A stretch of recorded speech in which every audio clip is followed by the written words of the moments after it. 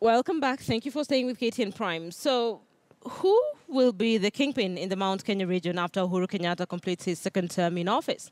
Our senior political affairs reporter put that question to one of the 5 people whose names are being floated for that coveted political placement. And both the man and analysts think the field is wide open as at now. Take a look.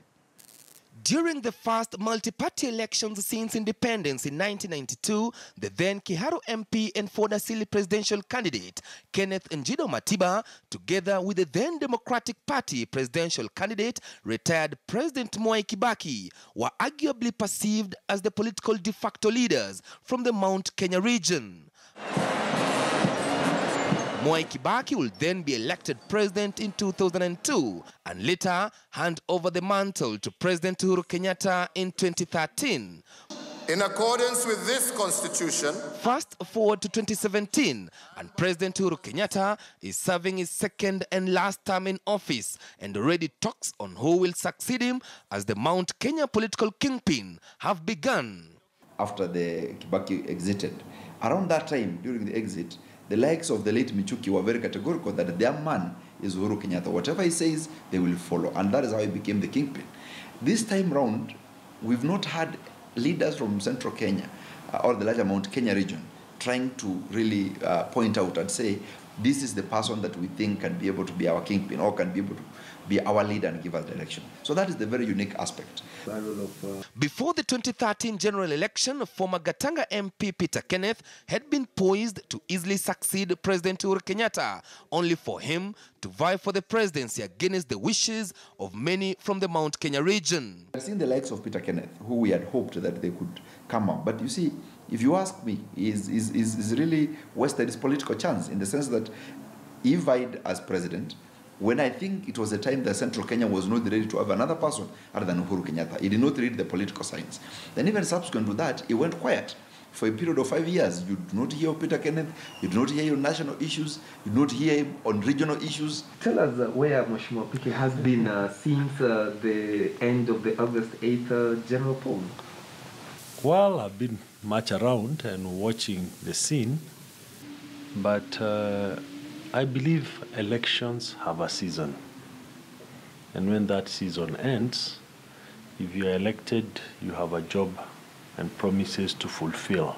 And does he still have presidential ambitions after shelving them in the just concluded August 8th general polls? They say a week in politics is a very long time. And I said this before elections. Those who are looking at my entry as an equation for 2022 needed to know that 2022 was very far. The president has another 5 years.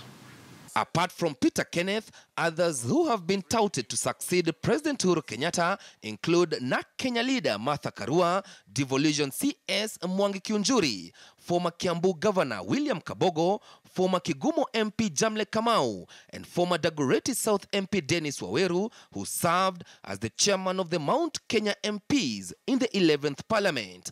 Apparently, all these leaders lost the elective positions that they were vying for in the August 8th election.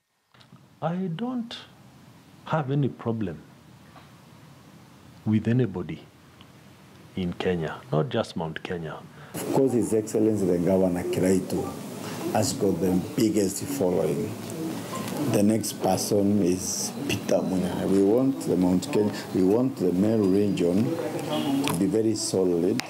Between Martha Karua and Mwangi Kiunjuri, Martha Karua is more level-headed and nationally accepted. Because even when you get a regional leader, you are trying to see who can sell beyond that region. Sio Uhuru ataamua, ni nyinyi mtaamua. Yeah?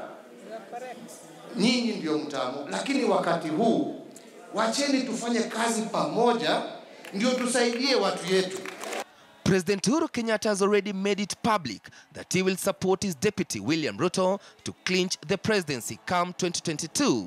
Watu wanasema mimi sitaki kutembea, Uhuru hataki kwenda Central, hataki. Mimi nataka sana. Lakini nataka niwaambie niko na shida moja. Shida yangu sasa nikienda sasa viongozi wanaanza kulimana mbele yangu. Na unajua wote ni marafiki yangu. And as the 2022 succession politics continues to take shape, speculation is already rife that there might be plans to amend the constitution and change the system of governance to accommodate more people in the executive arm of government. Chris Deruketi, N News, Nairobi.